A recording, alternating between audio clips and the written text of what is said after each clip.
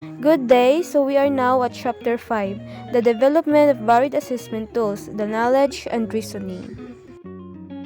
By the end of the discussion, students should be able to explain the different types of objective tests, construct a table of specification that balances an item between lower level thinking skills and higher order thinking skills, identify the 7 rules in constructing true-false questions, critique a multiple choice test question through assisting its guidelines, differentiate the matching type and supplies type items, and formulate an essay that corresponds to the following rules in facilitating the scoring of essays. Topics cover the following: types of objective test, planning a test and construction of table of specifications, constructing a true-false test, multiple choice test, matching type and supply type items, and lastly, essays. In this chapter, we are interested in creating objective exams for evaluating the accomplishment of educational goals based on Bloom's taxonomy. For this reason, we focus only on the following categories of objective tests, which are the essays, enumeration and fill-in-the-blank questions, multiple choice questions, true-false questions, and matching questions. Developing object tests requires careful planning and expertise in terms of actual test construction. The more seasoned teachers can produce true-false items that can even test higher order thinking skills and not just rote memory learning. We all know that essays are easier to construct than other types of objective tests, but grades are often derived from essay examination. With this, as a future teacher, it is advantageous for us to avoid using essay type of test if we had to test actual practice for our student.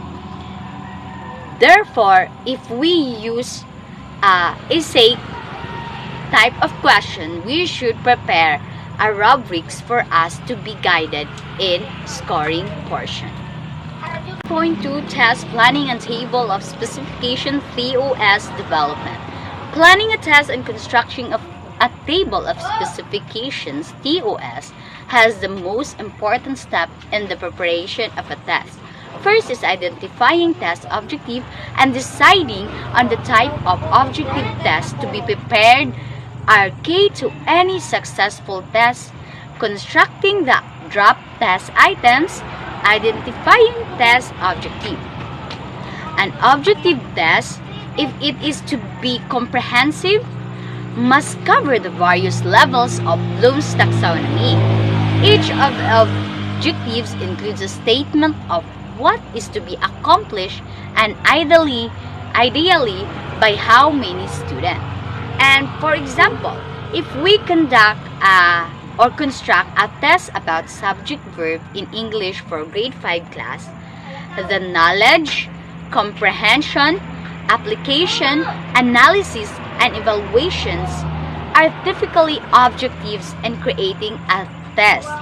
Let's start with knowledge. The student must be able to identify the subject and the verb in a given sentence. Second, comprehension. The students must be able to determine the appropriate form of verb. It's time to determine. From verb to be used in a given, the subject of a sentence. Third is application. The student must be able to write the sentence. It's time to apply what you learn. And observing rules on subject-verb agreement. And analysis, the student must be able to break down a given sentence into subject and predicate. So, let's move on to the synthesis and evaluation. The student must be able to formulate rules to be followed regarding subject-verb agreement. It's time to formulate. And choosing or deciding the type of objective test test objectives, this will be the guide, the kind of objective test that will design and constructed by the teacher. For instances, for the first 4 levels, we construct a multiple choice type of test, while for application and judgment, we may create a essay test or modified essay test. So it should balance, it should appropriate on what type of discussion we should prepare a type of examination after our discussion. Preparing a table of specification TOS this is a table of specification, or TOS is a test map that guides the teacher in construction and assessment.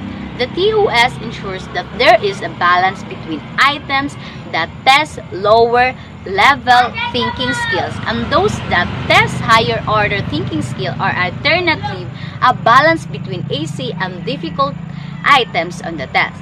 The simplest TOS consists of 4 columns. The first column is a level of objective to be tested, statement of objective, and the third is the item numbers where such objective is being tested, and last is number of items and percentage of the total for a particular objective. A prototype table is shown below. It will be discussed for the next reporter, Miss Cassandra. So in the table of specifications, we can see that there are 5 items that deal with knowledge. And these items are the items 1, 3, 5, 7, and 9. Similarly, from the same table, we can see the 5 items represented in the analysis, the 12, 14, 16, 18, and 20. So the first 4 levels of Bloom's taxonomy are equally represented in the test. It has 16.67%. So while in the synthesis or evaluation, it is tested through essay. So it is weighted equivalent to 10 points or 33.32%. So 10 points or double the weight. So it double the weight of given to any of the first 4 levels. So we can see in the first 4 we can see that it only has 5 points. Also, while again the synthesis has 10 points.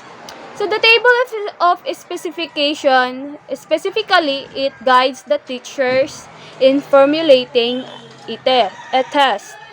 So the table of specifications also ensures that each of the objectives in the hierarchy of educational objectives is well represented in the test. As such, the resulting test that will be constructed by the teacher will be more or less comprehensive. Without the table of specifications, the tendency for the test makers to focus on too much on facts and concept at the knowledge level. Constructing the test items. So the test items real construction adheres to the TOS or table of specification. It is generally recommended that the actual number of the items to be produced in a draft be twice as many as the required number of items. For example, if the final test form calls for 5 knowledge level items, the draft should at least contain 10 knowledge level items. It is likely because that many of the produced things in the draft will be removed during the later test tryout and item analysis because either they are too difficult, too easy, or non-discriminatory. That is why it will be required to construct more items than will ultimately be used in the test form. When the item analysis and tryout, to test it out, a group of students or pupils is given the test tryout. So this tryout or this trial run is intended for 2 reasons. First is to identify the item characteristics through item analysis, characteristics of the item, test itself validity, reliability, and practicality. So our topic is all about constructing a true or false question. So true or false question is a binomial choices, which is true or false, right or wrong, good or better, and yes or no. So I know that most of us like a test that has answerable by true or false because it is easy to answer it, and you don't need to study because to my research that a true or false question is there are 50% of students can answer this type of question by guessing the answers. So as a future teacher, we should be careful in constructing a true or false question. So there are 7 rules that we need to follow. So rule number 1 is do not give a hint in the body of a question. So of course, if you give a hint in your question, so the student can answer it without knowing what is it all about. So for example, the Philippines gained its Independence Day in 1898 and therefore celebrated its Selennial year in 2000. So we can observe in that kind of a question as it is so obvious that the answer is false because 100 years from 1898 is not a 2000 but 1998. So rule number 2 is avoid using the words always, remember, never, often, and other adverbs that tends to be either always true or always false. So, for example, Christmas always falls in Sunday because it is a Sabbath day. So, as we can observe in the question that when we read it in this side that Christmas always falls, so we know the answer because in constructing the question it is already wrong, so the answer is false. So statement that use because the statement that use the wrong the word always are always false. So a test wise student can easily guess his way through a test like this and get a highest score without knowing the things about the test. So we need to be careful in constructing a true or false question. So rule number 3 is avoid making a question that are long or avoid a long sentence question as it will be the tend to be true. So keep your question or sentence short because example tests need to be valid, reliable, and useful, although it would require a great amount of time and effort to ensure that the test possess this test is characteristic. So we can notice in the sentence or in the question that the statement is the true. However, we are also not sure which part of the sentence or the questions it seemed true by the student. So we can observe we are so grateful in that kind of question because all the entire part of the questions are true, but there are also another cases. For example, tests need to be valid, reliable, and useful since it takes very little amount of time, money, and efforts to construct tests with the characteristics. So we can observe that the first part of that kind of a question is true, but the second part is debatable. And so in this type of question, true, the answer if the students answer true or the student answer false, it could be correct because there are part of the question are true and there are part of the question are false. So you need to avoid making a long sentence question. So rule number 4 is you need to avoid in making a question. You need to avoid a trick statements with some minor misleading word or spellings and normally misplaced phrases or etc. So because a wise student who does not know the subject matter, we may detect this strategy and thus get the correct answer. So you need to avoid that tricks because it is just a useless question. So if the students, for example, the president of Central Mindanao University is Dr. Antonio De Reje. So for example, you just misspell the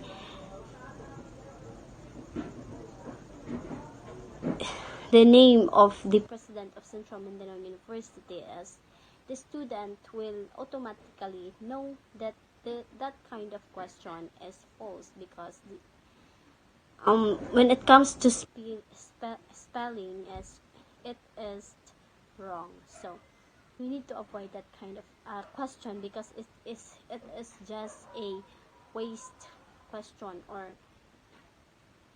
walay pulos yung question. So rule number 5 is avoid using verbatim from the referenced materials or textbooks because these practices is send the wrong signals to students, so that the student will think that it is necessary to memorize the textbooks word for word, and thus acquisition of a higher level thinking skills is normally inappropriate because it is important that we don't need to copy the words or the word for word from the textbooks in making a true or false question. So that is one of the rules in making a true or false question. So rule number 6 is you need to avoid a specific determines or give away questions, give away qualifiers. So because student can quickly learn that strongly worded statement or questions are more likely to be false than true. So for example, statements with a never, no, or always moderately worded statements are more likely to be true than false. So statements with many, often, sometimes, generally, frequently, or some should be avoided. So lastly is rule number 7. So rule number 7 is with true or false questions, or you need to avoid a grossly disappropriate number of either true or false statements, so or even patterns in the occurrence of true and false statements. So that's how we construct a true or false question as a future teacher. Now, let's talk about multiple choice tests. So what do you mean the multiple choice test? Class, a multiple choice question is a question type where the respondent is asked to choose one or more items from limited list of choices. It is a generalization of true-false test. The multiple choice type of test offers the students with more than 2 options per items to choose from. So each item in multiple choice test consists of 2 parts: the stem and the options. So the stem is the question. It is the beginning part of the item that represents the item as a problem to be solved, a questions or an incomplete statement to be completed. On the other hand, the options are the possible answers you can choose from. So the options are the choices and the stem is the problem or the questions. So in the set of options, there is a correct or best options, while all the others are considered distractors. So here are the guidelines in constructing multiple choice items. Number 1. Do not use unfamiliar words, terms, and phrases. So class, you have to keep the vocabulary consistent with the examinee's level of understanding. So don't use unfamiliar words, okay? So number 2, do not use modifiers that are vague and whose meaning can alter from one person to the next, such as much, often, usually, and etc. For example, your stem is how much the process of photosynthesis takes place in the, and your option is A, break, number B, leaf, C, stem. So the qualifiers there, which is the word much, is vague and could have been replaced by more specific qualifiers, like you can use 90% of the photosynthesis process, or you can use some similar phrases that would be more precise. Number 3, avoid complex or awkward words agreements. Also avoid use of negatives in the stem, such as may add unnecessary comprehension difficulties. So for example, your stem is, as a President of the Republic of the Philippines, Corazon C. Aquino would stand next to which presidents of the Philippine Republic subsequent to the 1986 EDSA Revolution. So your stem there is complex, right? And it is not direct to the point. So you can paraphrase it to, who was the President of the Philippines after Corazon C. Aquino? So now your stem is clear and concise. Then next, number 4, do not use negatives or double negatives, as such statements tend to be confusing. So it is the best to use simpler sentences rather than sentences that would require expertise in grammatical constructions. Number 5, each item stem should be as short as possible. Otherwise, you risk testing for more reading and comprehension skills. The number 6, the structure should be equally possible and attractive. For example, the short story May Day's Eve was written by which Filipino author? So the options are A. Jose Garcia Villa, B. Nick Joaquin, C. Genoveva Edrosa Matotti, D. Robert Frost, E. Edgar Allan Poe.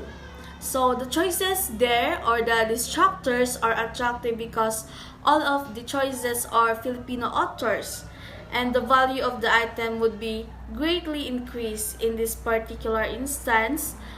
In this particular instance, only the first 3 carry the burden of the entire items, since the last 2 can be essentially disregarded by the students.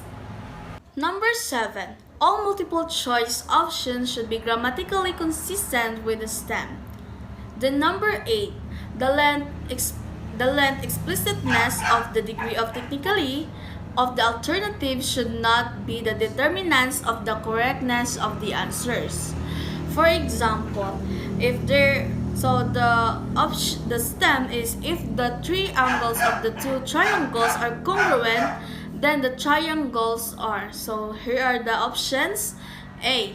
Congruent whenever one of the sides of the triangles are congruent. B. Similar. C. Equiangular and therefore must also be congruent. And D. Equilateral if they are equiangular. So some of the options are long, right? So the correct answer of this question is the letter B. Maybe the obvious from its length and explicitness alone, and the other choices are long and tend to explain why they must be correct choices, forcing the students to think that they are, in fact, not the correct answers. So, diba, if we don't know the answers, we usually choose the long options. So, Ms. Agsina will continue to report the 9 to 10 guidelines. Good day everyone, I am Gianro Agsinaw and this will be the continuation of our report in line with the multiple choices. So, number 9. Avoid stems that reveal the answer to another item. Now, why we need to avoid stems that reveal the answers to the another item? It is because your students might determine the answer, referring to the specific questions which reveals the answer. of that specific question. No, it is also somewhat called as revealing of answers. So number 10, avoid alternatives that are synonymous with other or those that include or overlap others. For example, what are causes ice to transform from solid state to liquid state? A. Change in temperature. B. Change in pressure.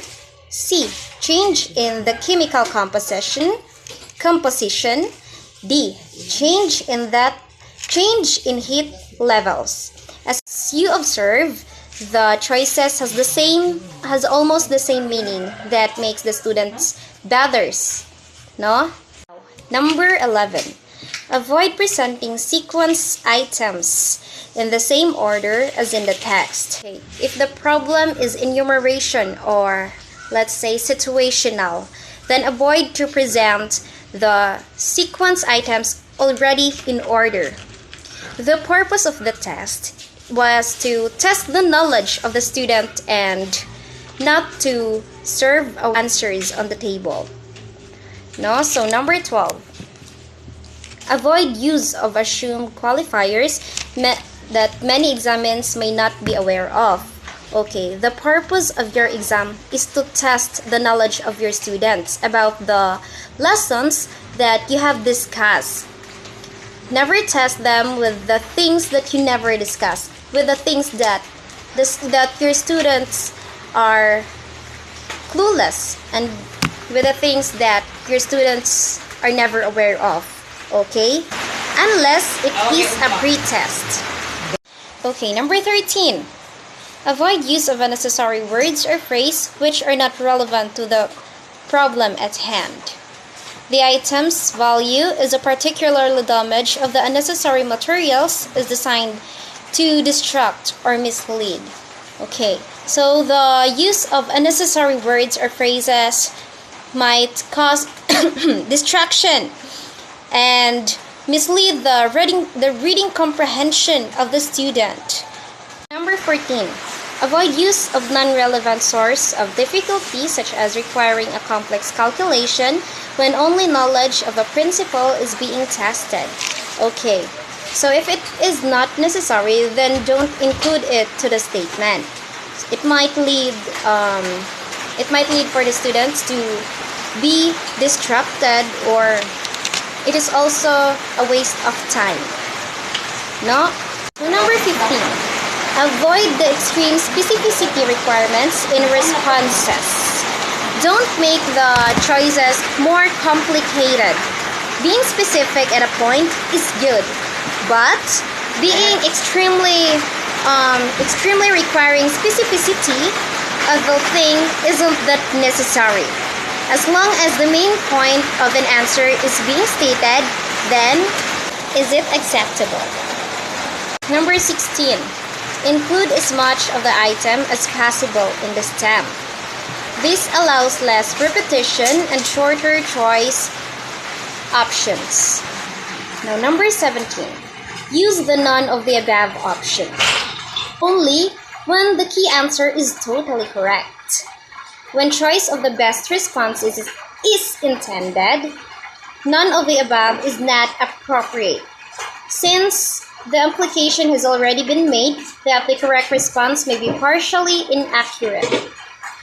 Number 18. Note that the use of all of the above may allow credit for partial knowledge.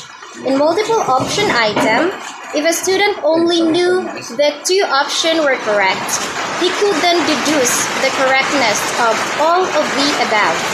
This assumes that you are allowed only one correct choice. So number 19, having a compound response choice may purposefully increase difficulty of an item. Yes, because it is also served as a distraction. Number 20, the difficulty of a multiple choice item may be controlled by varying the homogeneity or degree of similarity of the responses. The more homogeneous, the more difficult the item.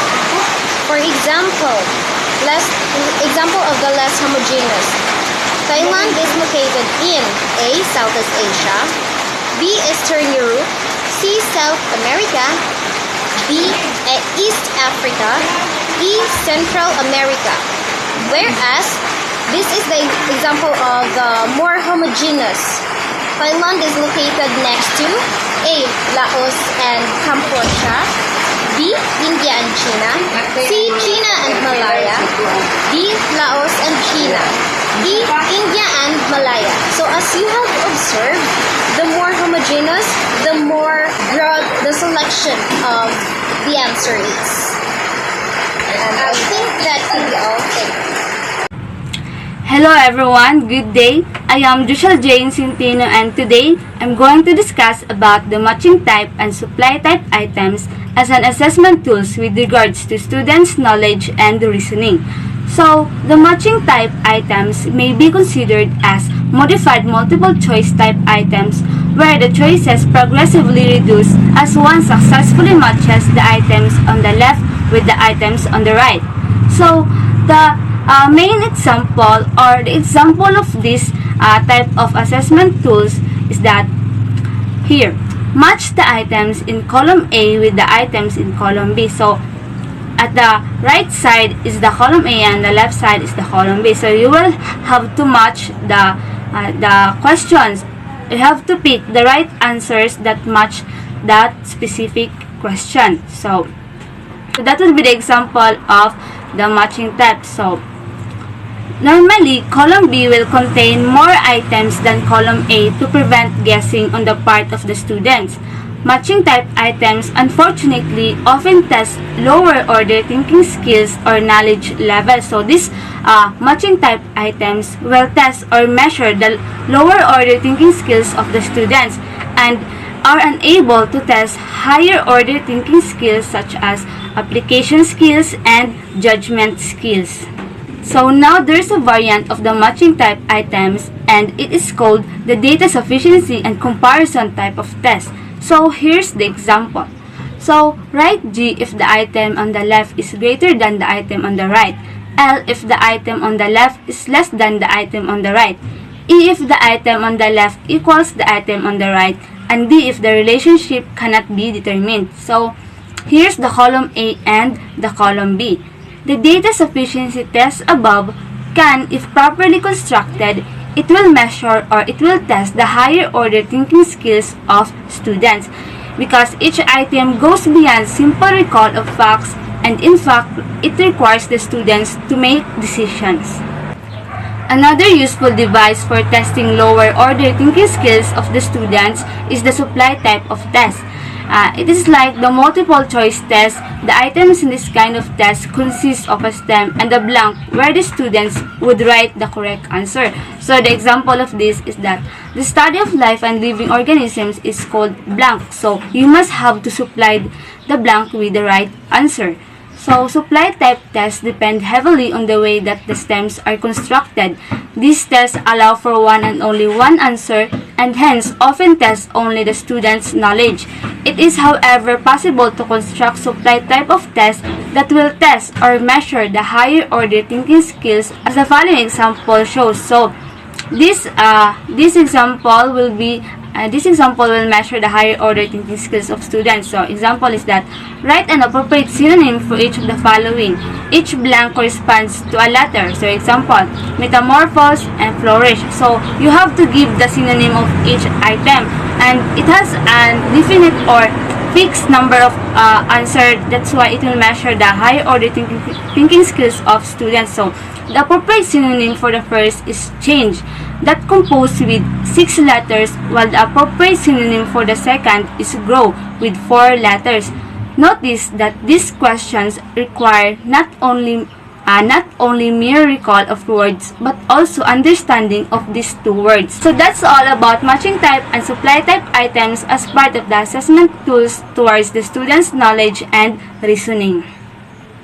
Easily classified as non-objective tests allow for the assessment of higher order thinking skills. Such tests require students to organize their thoughts on a subject matter in current sentences in order to inform an audience.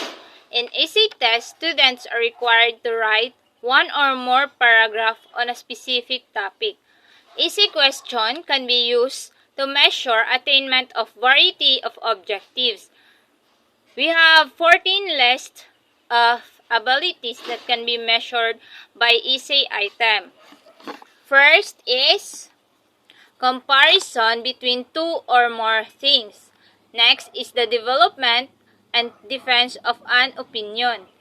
Next is questions of a cause and effect, explanation of meanings, summarizing of an information in a designed area. Next is analysis, knowledge of relationship, illustrate of rules, principles, procedures, and applications. Next is applications of rules, laws, and principle to new situation.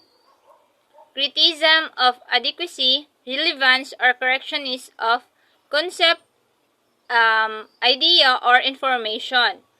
Next is formulation of new questions and problems. Next is reorganization of facts, discrimination between object, concept, or event. And lastly is inferential thinking. Hi everyone, so this is the continuation sa essays, and I will going to report the rules of thumb which facilitate the scoring of essays.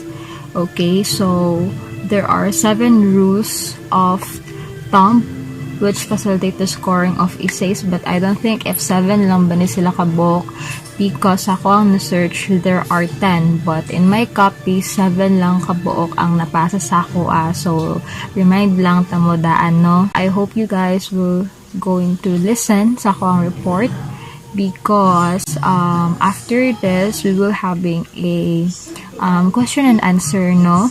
I will try and do my best for you guys nga ma-explain siya og tarong sa inyo in order for you to understand also what my report is. So yeah, allow me to start. As what I've said, there are 7 rules of thumb.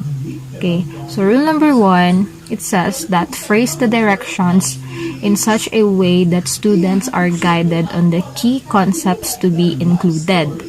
So do you understand that? It says that you as a teacher, before ka maghatag og essay, or if you will going to give an essay sa imong mga estudyante, of course, you need to give a guide, student's guide, which maghatag ka og key concepts or directions nila, no, para as they going to write an essay is na sila goal na. Sa other term, na phrase ka na siya.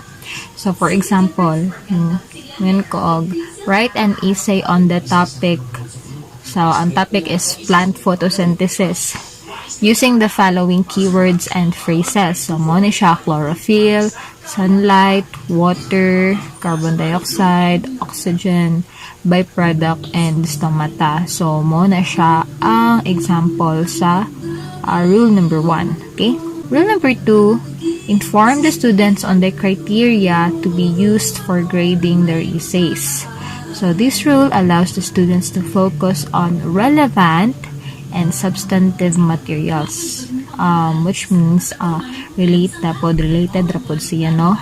Rather than on peripheral kanang layo na sa topic and unnecessary facts and bits of information. So for example, write an essay on the topic plant photosynthesis using the keywords indicated. So, sa itong mga keywords, ito siya itong chlorophyll, sunlight, water, carbon dioxide, oxygen, byproduct, and stomata. So, ito siya ang mga keywords and phrases, no? So, you will be graded according to the following criteria as they going to write an essay. So, A is coherence.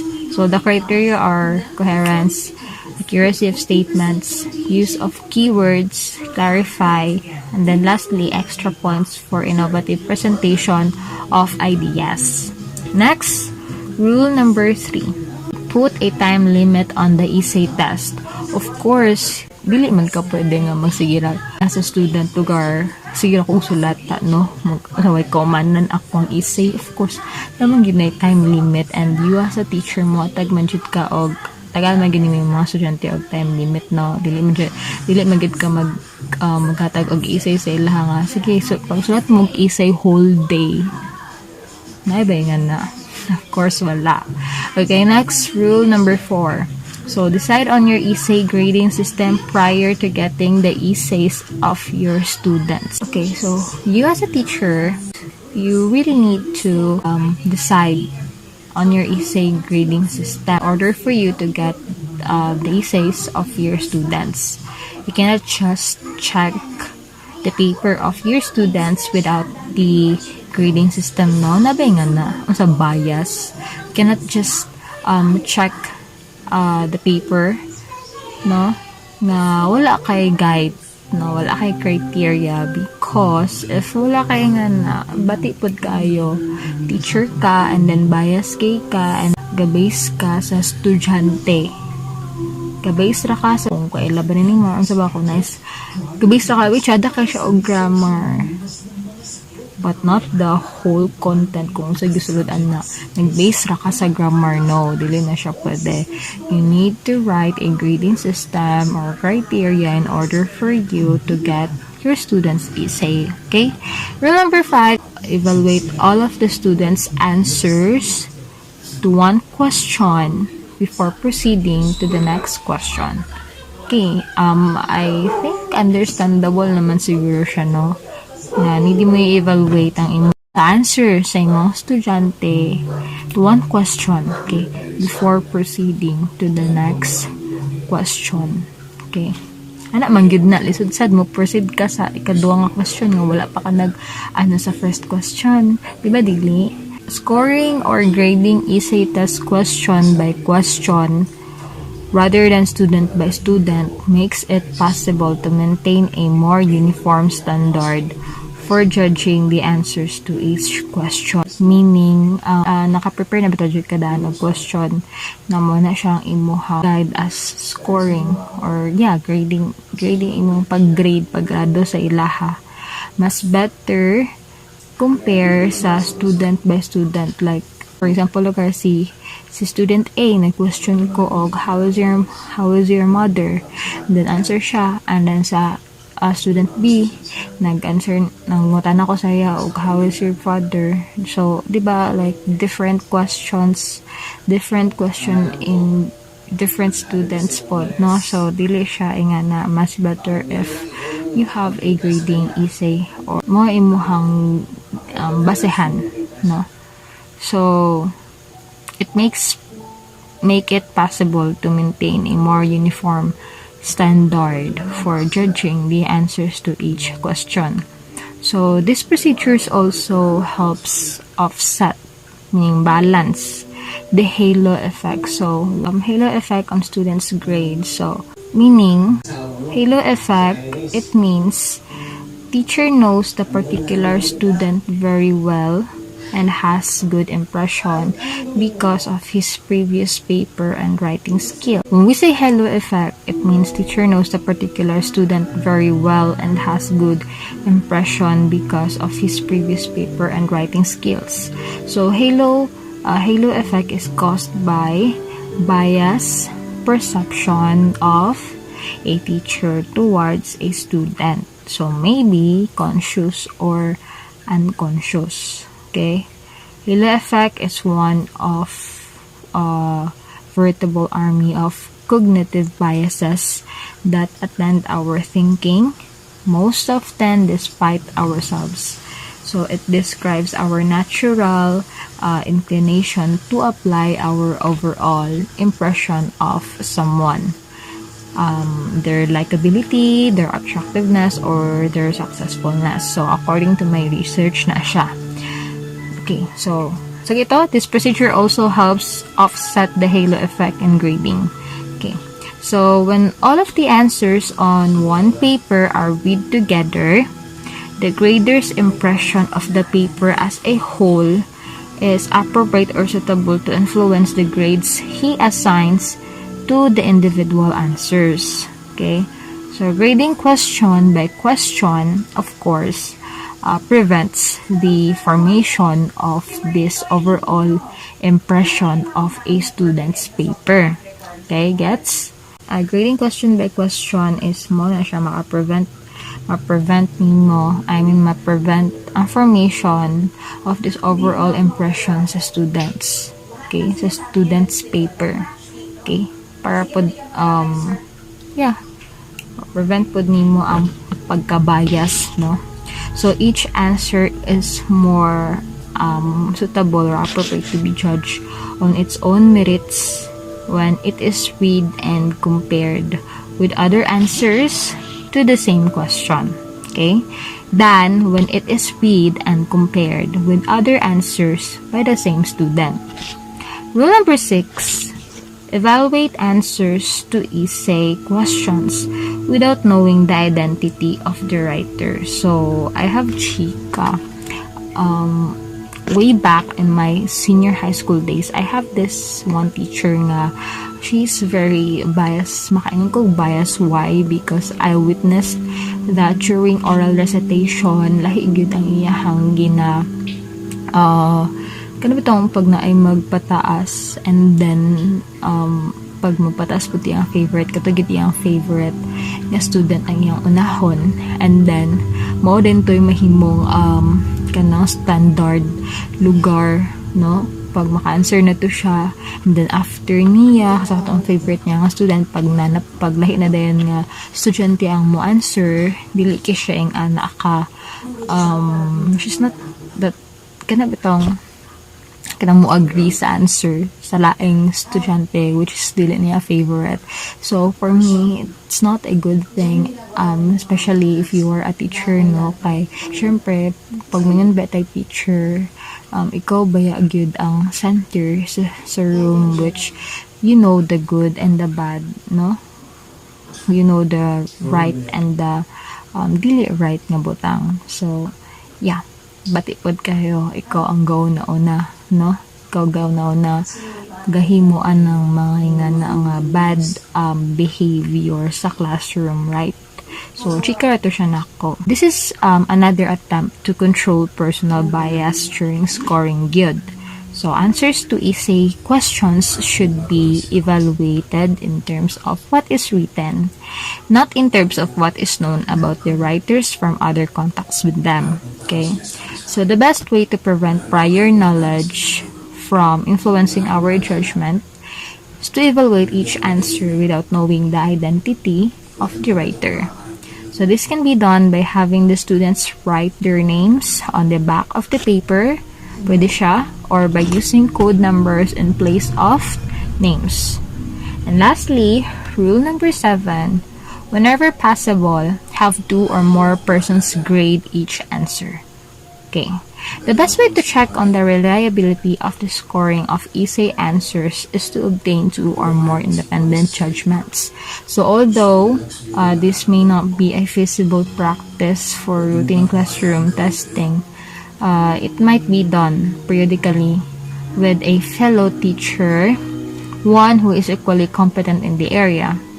Obtaining 2 or more independent ratings becomes especially vital where the results are to be used for important and irreversible decisions, such as in the selection of students for further training or for special awards.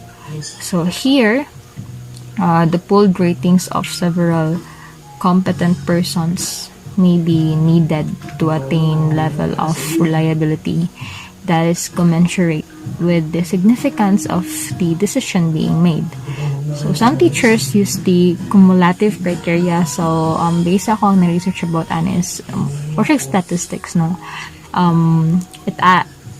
Adding the weights given to each criterion as basis for grading, while others use the reverse. So, in the latter method pod, each student begins with a score of 100. Points are then deducted every time a teacher encounter a mistake or when a criterion is missed by the student in his essay. If all students are writing the same answer of one question, why they get different marks? So, ano siya? In essay test, answer of question are scored differently by different teacher. So, even the same teacher scores the answer differently at different times. So, ano to siya? Even if dili siya although di siya visible practice sa routine classroom testing, kay syempre should be done or it might be done periodically with a fellow teacher or jud, no? Pero lagi para makakuha ka og way to check on the reliability of scoring of essay answers is to obtain 2 or more independent judgments.